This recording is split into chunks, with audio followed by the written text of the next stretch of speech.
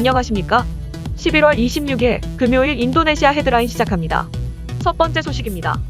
인도네시아 코로나19 확진자가 총 425만 4,443명으로 늘어났으며 이 중 사망 14만 3,766명, 완치 410만 2,700명으로 집계되어 3.4%의 치사율을 보이고 있습니다. 인도네시아의 코로나19 일일 확진자 수는 평균 400명대 수준으로 소폭 증가하였습니다. 문화조정부 장관은 연말 연휴 기간 동안 인도네시아 전역의 사회활동 제한 조치 3단계 시행 계획을 공식적으로 발표하였습니다. 시행법규는 내무부 장관 명령으로 2021년 12월 24일부터 2022년 1월 2일까지 시행될 예정입니다. 해당 시행령에 따라 예배당, 영화관 및 음식점은 최대 50%의 인원 규제를 받으며 쇼핑센터를 포함한 모든 공적 활동이 가능한 기관, 종교 사업소는 오후 9시에 영업을 종료해야 합니다. 특히 연말에는 지역 간 이동이 많기 때문에 이동으로 인한 코로나19 감염 확산을 방지하기 위해 검문을 강화할 예정입니다. 단 백신 2회 접종을 완료하고 코로나 음성 확인서를 가지고 있는 사람은 예외적으로 지역 간 이동이 가능합니다. 그 외에도 해당 기간 동안 폭죽 및 불꽃놀이는 모두 금지되며 성탄절 및 신년 예배는 9시 이전에 마무리되어야 합니다. 다만 종교부에서 지역 수준에 따라 추후 조정할 예정이라고 여지를 남겼습니다. 또한 성탄절 새벽송, 신년 퍼레이드 등 모두 금지되며 대형 상점, 쇼핑몰, 레스토랑 등은 2021년 12월 20일부터 2022년 1월 2일까지 지역 수준에 따라 다르게 사회활동 제한 조치 3단계의 규칙을 받게 됩니다. 한편 조코이 대통령은 전 지역 사회활동 제한 조치 3단계 시행이 엄숙한 기독교의 예배에 방해가 되지 않게 종교 지도자들과의 대화를 통해 시행해줄 것을 당부하였습니다. 가자마다 대학 전염병학과 교수는 인도네시아 인구의 80%가 코로나 델타 변이 바이러스에 이미 감염되었다는 연구 결과를 발표하였습니다. 이로 인해 지역사회의 집단 면역이 자연스럽게 형성되었고 폭발적으로 증가하던 7, 8월의 감염 사례들도 급격히 감소할 수 있었던 것으로 보인다고 밝혔습니다.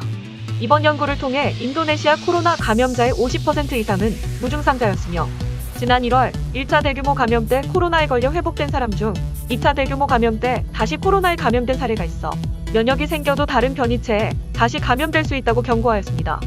교수는 연구 결과에 따라 코로나에 감염되었다가 회복되었어도 반드시 백신 접종을 해야 한다고 강력하게 주장하고 있으며 연말에 정부에서 전국적인 사회활동 제한 조치 3단계를 적용한 것은 적절한 판단이라고 지지하였습니다.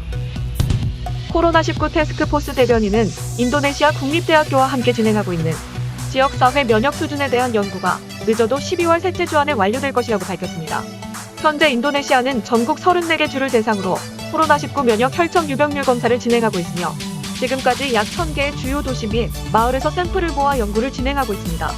연구 결과가 완료되면 지역에 따라 항체가 얼마나 생겼는지를 알 수 있게 되며 지역에 따라 코로나 대응 정책이 달라질 것이라고 말했습니다. 다음 소식입니다. 유럽연합은 세계무역기구를 통해 니켈 광석 수출을 금지한 인도네시아에 소송을 제기하였습니다.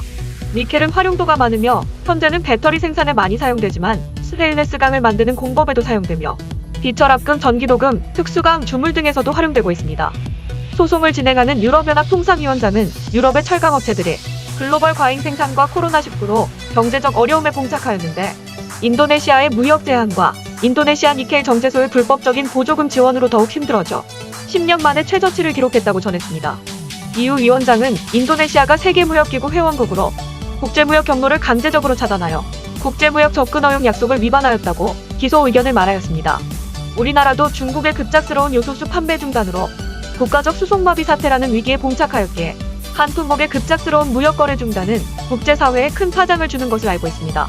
특히 인도네시아는 니켈 원자재뿐만 아니라 2022년에는 보크사이트를 2023년에는 구리 원자재의 수출을 금지할 것으로 알려져 파장은 더욱 커질 예정입니다.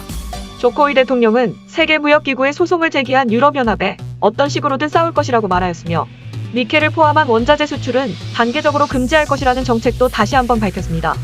투자조정부 장관은 이달 안에 온라인을 통해 양측의 첫 번째 청문회에 참석할 것이라고 일정을 말하였습니다. 한편 2019년에 인도네시아는 유럽연합이 인도네시아산 파뮤에 반덤핑 관세를 부과해 부당하다며 세계무역기구를 통해 소송을 제기한 바 있으며 세계무역기구는 인도네시아의 손을 들어줘 반덤핑 관세가 철회된 바 있습니다. 세계무역기구는 이번 니켈 원자재 수출 금지에 대해 어떠한 판결을 내리느냐에 따라 향후 보크사이트, 구리 원자재 수출 금지에도 영향을 미칠 것으로 예상되고 있습니다. 다음 소식입니다. 노동부 장관은 2022년 최저임금 평균 인상률이 1.09%로 결정되었다고 발표하자 노동계와 경제계는 각각 반발하고 나섰습니다. 자카르타 수도권의 월 최저임금은 445만 3,935루피아로 올해 대비 0.85%가 인상되었고 중부자반은 181만 2,935루피아로 0.78% 인상되었습니다.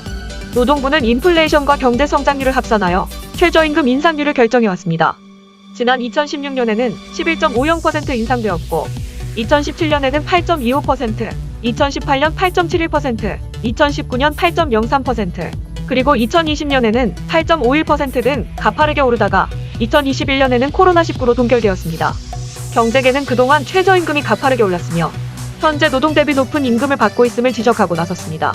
경제계는 경제 규모가 비슷한 태국과 비교하여 자료를 발표하였는데 태국의 푸켓의 경우 노동 생산성 점수는 30.9점이며 최저임금은 410만 4,475루피아입니다.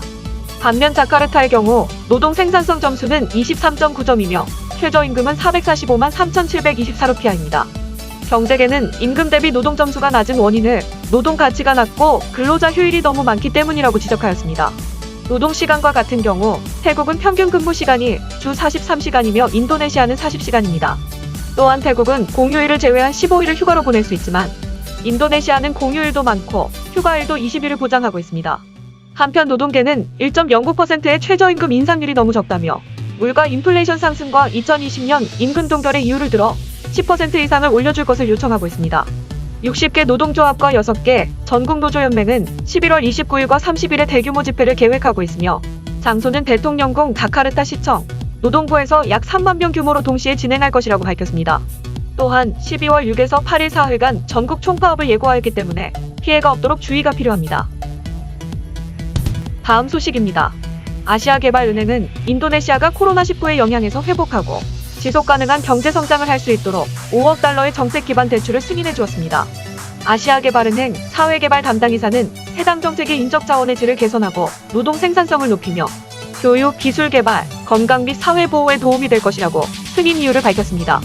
또한 이번 대출을 통해 인도네시아의 인적자원 성장이 지속되기를 바란다고 말했습니다. 인도네시아는 2045년까지 고소득 국가가 되기 위해 다양한 정책 프로그램을 진행하고 있으며 첨단 제조업, 고부가가치 창출 5G 공업, 농업혁명, 의료 수준 향상 등이 여기에 속해 있습니다.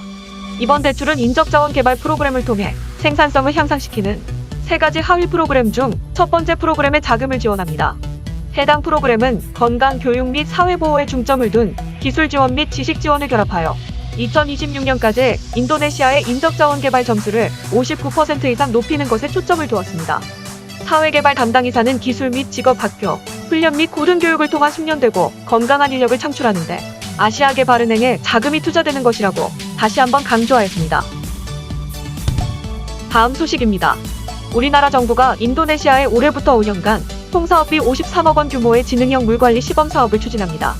환경부는 인도네시아 공공주택사업부와 인도네시아 덴파사르 지능형 물관리 시범사업 추진을 위한 협의 의사록을 체결한다고 밝혔습니다. 환경부와 인도네시아 공공주택사업부는 2018년부터 2019년 6월까지 덴파사르 지능형 물관리 종합계획을 완료한 바 있으며 이를 바탕으로 올해부터 5년간 환경부 무상원조로 총사업비 53억 원 규모로 지능형 물관리 시범사업을 추진하는 것입니다. 협의의사록에는 양국 협력사항을 규정한 과업지시서를 비롯해 인도네시아의 식수에 대한 안전한 접근과 물 관련 시설을 강화하는 내용이 기재됩니다. 또한 양국의 물관리 분야 협력관계를 도모하기 위한 사항이 채택됩니다. 사업 대상지인 인도네시아 덴파사르는 2017년 기준 연간 3,800만 세제곱미터의 수돗물을 생산하고 이 중 2,300만 세제곱미터만이 유효 수량으로 쓰여 40% 수준의 용수 손실이 발생하고 있습니다. 시범 사업은 우리나라 지능형 물관리 기술을 적용해 덴파사르의 용수 손실량을 줄이고 상수도 보급률을 높여 효율적인 물관리를 달성하여 지역 주민의 삶의 질을 개선하는 것을 목표로 합니다. 사업 주요 내용은 기존 상수도 체계 진단, 상수도 블록 체계 구축, 노후 상수관로 개량, 상수도 시설 운영 기술 지원입니다. 손옥주 환경부 수자원정책관은 기후변화로 인해 물관리에 어려움을 겪는 덴파사르는 인도네시아 대표적인 관광지인 발리섬을 대표하는 도시라며 이번 시범 사업을 통해 안정적인 상수도 공급 기반을 마련하고 나아가 우리나라 물기업의 해외 진출 확대를 위해 노력하겠다고 밝혔습니다. 다음 소식입니다. 인도네시아와 덴마크는 해안 물류, 해양 폐기물 문제, 친환경 에너지에 대한 협력 발전을 합의하였습니다. 특히 두 나라는 긴 해안선을 가지고 있어 해상 운송 부문에 큰 관심을 가지고 있습니다. 인도네시아 외무부 장관은 덴마크 외무부 장관을 만나 녹색 경제 협력 프로그램에 합의하였으며 친환경 기술이 접목된 선박 건조, 섬간 교통 위생적인 어장 개발, 전기보트 등의 협력을 강화하기로 하였습니다. 또한 덴마크는 인도네시아 맹그로브 숲을 복원하는 데에도 큰 기여를 하였는데 약 8,930억 루피아에 해당하는 대출을 보조금 형태로 인도네시아 측에 전달한 바 있습니다.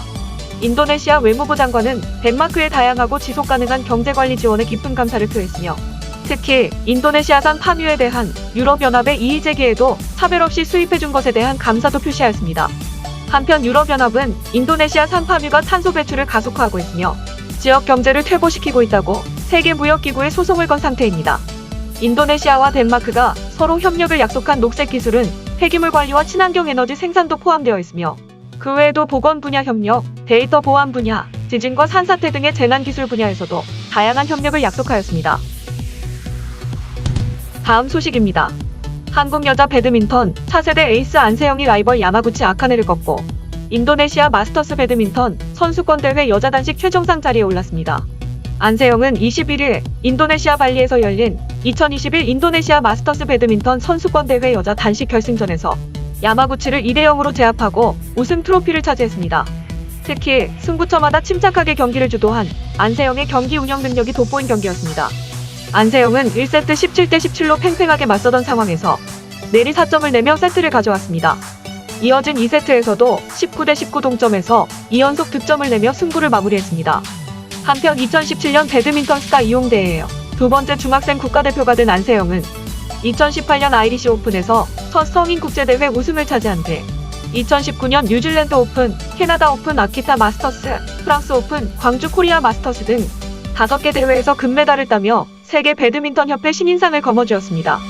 비록 2020년에는 코로나 사태 여파로 국제대회 활동을 제대로 하지 못했지만 올해 1월 생애 처음으로 출전한 왕중왕전인 세계 배드민턴 협회 월드투어 파이널에서 정상에 올랐습니다. 시청해주셔서 감사합니다. 다음 시간에 뵙겠습니다.